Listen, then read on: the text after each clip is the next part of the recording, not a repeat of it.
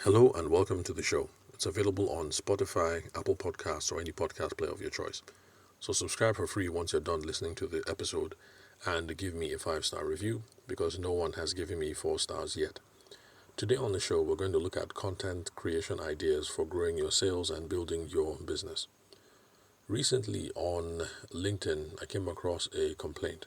We had one of these influencer types who was complaining about how content ideation and content creation is a problem. Well, what to talk about on LinkedIn, on Twitter, X, on Instagram, whatever social media, your podcast, newsletter. Now, what to talk about could be a problem, but then again, it's not necessarily a problem if you have the right frame of mind. If you're thinking about always putting things up that are glossy, professional, enlightened, sound sophisticated, things like that, then yes, content making is hard work, whether for your newsletter, your podcast, or your LinkedIn feed. However, if you're going to put up content that is derived from the day-to-day activities, that you do on the job, interacting with your customers, things like that, then content creation actually is very easy. So, the only challenge now is to highlight these activities on the job, interacting with customers or dealing with stakeholders. So, the only challenge now will be how to highlight or talk about these things in terms that relate to the potential customers. Because after all, one of the reasons why we throw up these things on podcasts, newsletters, LinkedIn, Twitter, X, whatever, is we're hoping that is going to make us top of mind with potential customers. So that when it's time and they actually need our product or our service, they actually do think of us.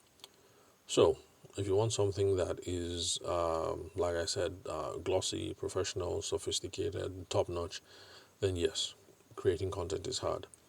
But then, if you just focus on getting your content from the things that you are already doing every day, questions that when you talk to customers, interactions with stakeholders, things like that, then you will always have a steady stream of content because, after all, something always comes up any day.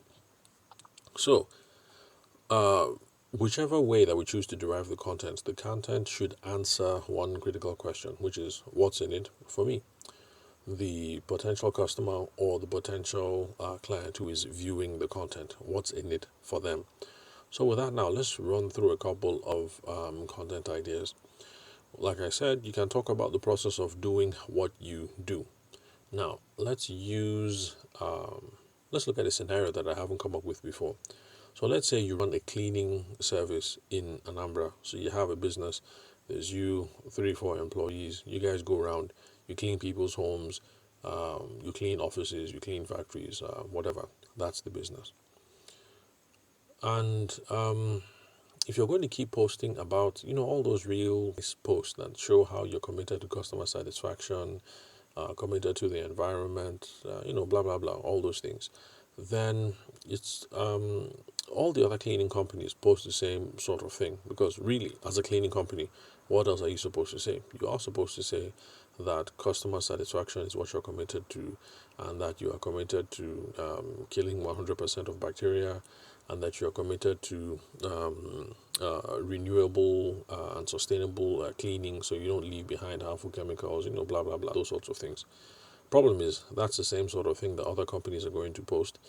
And if your strategy revolves around posting those sorts of things, you're going to run out of things to say, you know, in about a month or two, because you would have said it all. I mean, how many times can you keep saying we are committed to customer satisfaction? There's a limit to how many times you can say that in a new, fresh, and engaging way.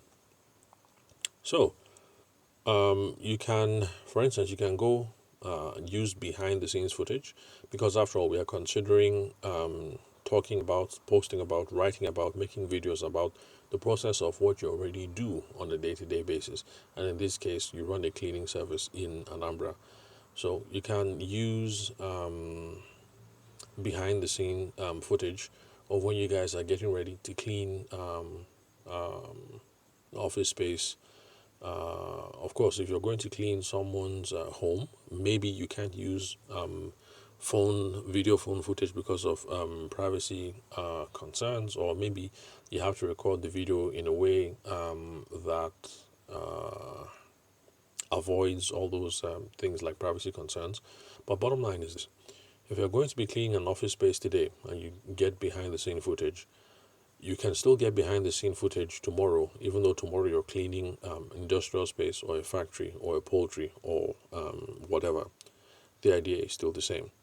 Now, except if you happen to clean the same place today, tomorrow, the day after, and the day after that, then getting these sorts of behind the scene footage should be enough to provide you with content ideas that you are not going to run out of, because with each job, each behind the scene footage is going to run you through different ideas and different kinds of concerns. Because, for instance, you're going to talk about the setup, whether you're going to be using brooms or steam cleaners or what's it called? Those chemicals that you throw around and they kill bacteria and stuff. Anyway, those of you in the cleaning business, you know what it is that I'm talking about. So if you're cleaning a home, the setup that you're going to use is probably different than when you're cleaning an office. Let's say you're cleaning Zenith Bank, maybe the HQ, the headquarters in Anambra. And of course, the setup is going to be different than if you're cleaning a factory. So because you're cleaning a different environment, different needs, people live in some 24 hours, that's what people work, people only come into the office for about 8 to maybe 12 hours at a time, and then the factory space. So it's all going to require different setups. So by definition, the behind the scene footage and the setup footage that you're going to get will be different.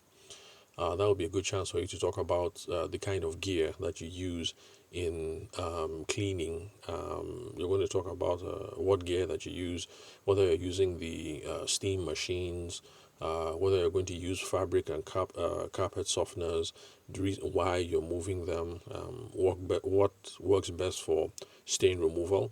That's if you are cleaning a home office. Yeah, so stain removal will be something. You could talk about how the choice of gear or fabric softeners or chemicals, how that affects allergens. Now that becomes important if you are cleaning domestic setup and the people have children. Then let's see what else. Industrial stains, if you are cleaning a poultry or a factory space, things like that. So the thing is, with this approach, you should be able to get, let's say, 3 or 4 decent videos a month, and things are not going to get stale, because the challenge is always okay. Well, not always going to be different, because I'm sure by the time you've done cleaning gigs for like 6 months, you've probably gone through any number of different cleaning scenarios that you might run through. But you get the idea. You're not going to be cleaning the same place every time. So whipping out the phone, behind the scene footage, talking about the setup, talking about the equipment, talking about your plan for going about cleaning, talking about why you're using some equipment and some chemicals rather than the other, and the dangers, the value, things like that. That is a lot of content that you can put up, and that is relevant to the potential customers, because the factory owners can see how you go about your job, the level of thought that goes into it, and the key things that you are paying attention to. How you're not going to use chemicals that will kill all the chickens, or if you're in the home, how you're not going to use chemicals that are going to cause allergy problems for the kids, and then things like that. So these kind of content ideas, answer the question, what's in it for me? That's from the perspective of the potential customer or the potential client.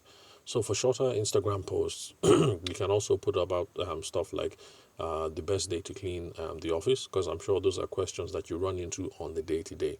Somebody wants you to come and clean Zenith Bank central headquarters in Anambra. So there's going to be that question: what's the best day to clean the office? Can you do it overnight? Do we have to wait for a public holiday? As a professional cleaner, I'm sure you have your reasons why one is preferred over the other. Whether overnight is feasible or whether you wait for a public holiday. For residential premises, it's going to be the same thing. What's the best day to clean? Should it be weekdays when everybody's in school, or let's see what else. Okay, no, weekend is not going to work if it's residential because everybody will be at home. Or are you going to wait for when people are out of town, when they've traveled, so that you can include fumigation? And then in that case, you're also going to be coming up with video ideas about how often you should do the cleaning, especially if it involves fumigation. Should you be fumigating once a year, twice a year, 3 times a year? Stuff like that. You're going to be running through different kinds of considerations around crowd control, foot flow, people being around, those sorts of things. So those are also content ideas that you can put out. Oh, and then around fumigation, of course, people are going to want to know things about the best kind of fumigation equipment to use, the best kind of material to use, those sorts of questions. But I'm sure that you guys can see the thread that I'm weaving. This is not something fancy, glossy. It's just you answering questions that you come across every single day in carrying out your job. Questions that the father of the house or the mother of the house, if you're cleaning residential, or the MD, the facilities manager of the office that you're trying to clean, whether it's Ministry of Finance in Abuja or something, if you're able to get the contract, I'm sure the facilities manager is going to want to know some of these kinds of questions. What are you using? What kind of chemicals? Things like that. So these. Okay, let me just wrap it up here. So basically, if this is the approach that you have towards making content, you're just thinking about the day-to-day operations. What are the things that I do before I start, while I'm doing it, how I wrap things up? What are the questions that people ask me that users of the product have, things like that? Then you'll always have ideas for content, because sometimes questions often beget other questions. Because you might do a video and you say that okay, today we're cleaning Central Bank, sorry, not Central Bank, what did I say, was it Zenith? Okay, Zenith Bank, Anambra headquarters. So today we're cleaning Zenith Bank, Anambra headquarters, and we're going to use this kind of fumigation, blah blah blah, because it's the best something something something, and then you just rattle on. And then later on, you're cleaning another office premise, and somebody asks you the question again, and then you realize that, okay, yes, even though you mentioned it in a previous video, you didn't quite say why it is best to use this sort of chemical or this sort of reagent or reactant or stuff like that. So, questions beget other questions, and the ideas for content keep on spiraling. And so, for those of you who have wondered, how come I've been doing this episode over 3 years, over 715 episodes? How does this guy keep it going? This is precisely the approach that I have towards my own content production. So I am not just being all theoretical with you guys. This is stuff that I actually do. I talk about questions that I get on the job, questions that clients actually have, questions that people pose during the training, questions that I get during coaching. And because of that, I will never run out of content ideas, because there will always be questions that people ask me, and then there will always be issues that I encounter in the lead up to securing the client's commitment, in trying to build the relationship, in trying to execute and give them results.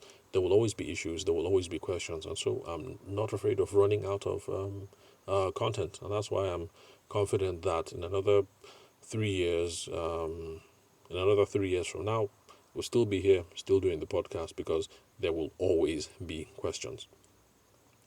So, okay, final word. Now, remember, we should always have calls to action at the end of the content.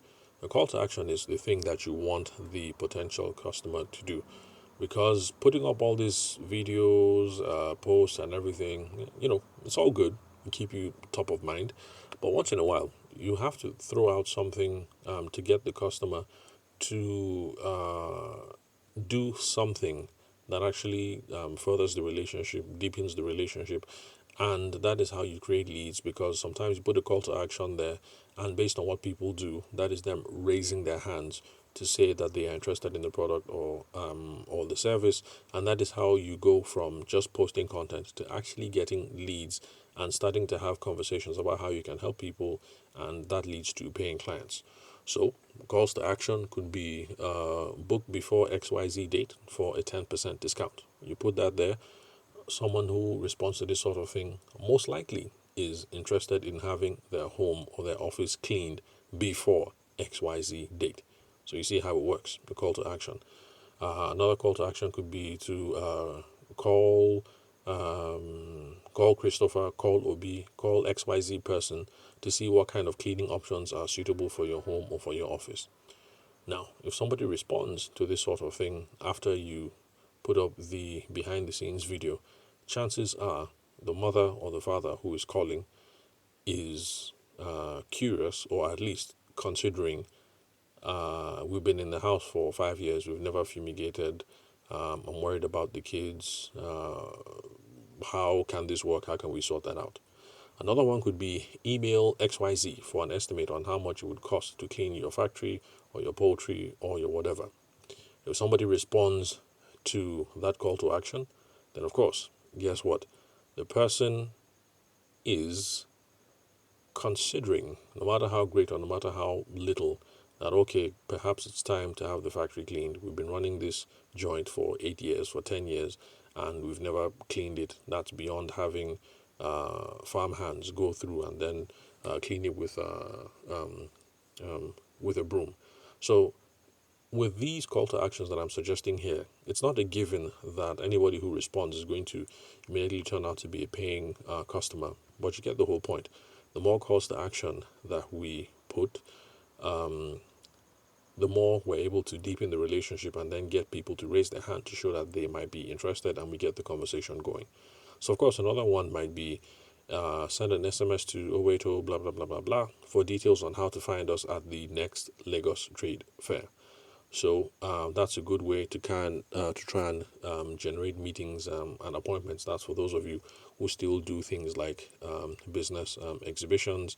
And of course, if somebody responds to that and they actually do show up at the Lagos Trade Fair or the Abuja International Trade Fair or whatever, the chances are this person might be interested in your product or your service.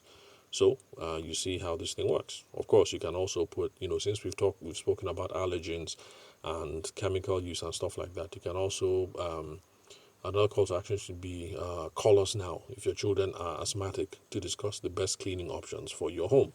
So chances are, if a mom or a dad calls or sends a DM from the content, chances are not only are they considering for the home to be cleaned, but they have one or two kids that are possibly dealing with allergic responses and things like that. So that might be fruitful conversations to have. Now, we should have realistic expectations when it comes to content. Unfortunately, people think that you can put content up on Monday and business is going to start flowing on Tuesday or Wednesday. Now, unfortunately, content is a medium to long term strategy when it comes to generating business results, to generating income, and to generating sales. If it didn't work that way, if you could put up content on Monday and then you get business on Tuesday, then all of us would be billionaires right now. Unfortunately, that's not how it works. Content takes time to make people know you, get familiar with you, make you seem relatable, establish professional credibility, all the different reasons why we put up content. So it's medium to long term. So we should not be thinking in days. Do not think you will post content on Monday and by Friday your phone starts ringing. If your phone starts ringing by Friday, that's really, really, really good. But those are not typical results. You should be thinking more like weeks and more like months, that you post today or you start a series of campaigns today, and in a couple of weeks you start seeing some results. In a couple of months you start making some good cheddar. But don't think you post today and the millions will start coming in next week. So posting by itself is not going to bring you immediate income. Let me repeat, especially for those of you who are considering stuff, maybe like podcasts, for instance, because a podcast is an even longer time commitment. You are not going to start a podcast in December of 2023 and then you're going to become a millionaire in January of 2024. It does not work that way. Posting by itself, content by itself, is not going to lead to immediate income. You need medium to long term time investment. All right? So, posting is going to lead to eyeballs and is going to lead to attention and might lead to some engagement immediately. So, throwing up stuff is going to mean that people see it, people get the attention, there's going to be some engagement, some likes, some reshares, things like that. But you have to do that consistently over time and also improve your sales skills so that you can convert the attention to paying customers. That is what I've been referring to for the last 2-3 episodes when I've been talking about conversion. If this is your first time listening to the podcast, after you're done listening to this, skip back 2 episodes. There's one episode where I spoke about business insights from a makeup artist. That's Alexia Horsfall. So it's not that episode, it's the episode before that, and the one prior. That's where I was talking about conversion. So, so an example of that. So let's say you notice that you've been putting up cleaning content, because after all, we're sticking to the same scenario here. We're cleaners based in Anambra, the eastern part of the country. And you notice that the same lady likes and comments on your post and blah, blah, blah. And you notice that this particular lady, let's say her name is Miss Kemi, for instance, MZ Kemi. Yeah, that's her Instagram handle. So Miss Kemi is responding to all these things. And you notice that all these things are related to content that is related to allergens and asthma and things like that. So Ms. Kemi, MZ Kemi, her liking your post all the time is not going to give you business. But if you have upped your sales game, you have some sales skills, that is going to determine how you reach out to this lady, Miss Kemi, to determine if your services are required. You don't have the skills, she doesn't send the DM, all you're going to be left with is the likes. You've seen the likes and you've seen that this MZ Kemi keeps popping up, but if you haven't upped your sales game, you're not going to know what it is to do to turn all those likes into a paying customer. So that is the key. We have to learn how to read engagements. We have to learn how to respond to inquiries, respond to DMs, also determine the most appropriate course of action once we see certain kinds of engagement. So content, very, very good. Conversion skills, even better. So we should always be working on both. Creating content, yes. Conversion skills, also. The two go hand in hand to deliver the profits. So, in summary, remember that content does not always have to be fancy. If you can do the whole Canva thing, or you're good with PowerPoint, what's it called? Is it FastPass? All these things that people use, excuse me, to make fancy videos and things like that. Yeah, if you can do all that fancy stuff, cool. But it doesn't always have to be fancy. But whether you make it fancy and expensive or whether it's cheap and fast, you should always be making sure that customers can relate to it and that it is useful to the customer. Now, there is an exception. The exception is this: if you're doing branded stuff, then you don't have to pay attention to all these kind of things, because Nike and Mercedes, they produce branded content all the time, but it's not necessarily meant to make you go and buy stuff today. They're doing it to perpetuate and to reinforce the brand. So Coca-Cola does that as well. So if you're trying to reinforce your brand image, forgive me. My cold isn't gone yet. Okay, so where was I? Yeah, so if you're trying to reinforce your brand image, then you don't have to pay attention to too much to all these things that I've been talking about. You can go on putting good content that is supposed to be aspirational and that is supposed to blend with your brand. But if you're not in that mind frame, perpetuating and reinforcing the brand, then you're thinking good content and conversion skills. So that's all for today, folks. And if you love what you've been hearing on the podcast and you want to come up with a plan for creating content on different social media sites, And if you have a ton of engagements on your posts and you want to come up with a plan for how to turn these eyeballs into enquiries and into customers, then hit me up on 080-6466-2140. Do that so that we can figure out what your sales funnel should look like, what your content or posting strategy should be like, and what conversion next steps and strategies that you can come up with so that we can get all this engagement to become paying customers, and then also plans for retention. Because, oh, okay, that's the alarm. We've gone beyond 20 minutes, so I should wrap it up. Okay, yeah. Also have to figure out customer retention, because the goal is to make sure that people don't just buy today, but they come again tomorrow, next week. They bring their friends, their family members, and their associates. So when I say hit me up, I mean call, SMS, WhatsApp, Telegram, whatever. Also connect with me on LinkedIn or any social media of your choice. My name is Tabashima Ayede. You can confirm the spelling of my name and my email address on the website where you're listening to this episode, or the podcast app where you're listening to my voice. So see you guys at the next episode. Thanks for your time and attention.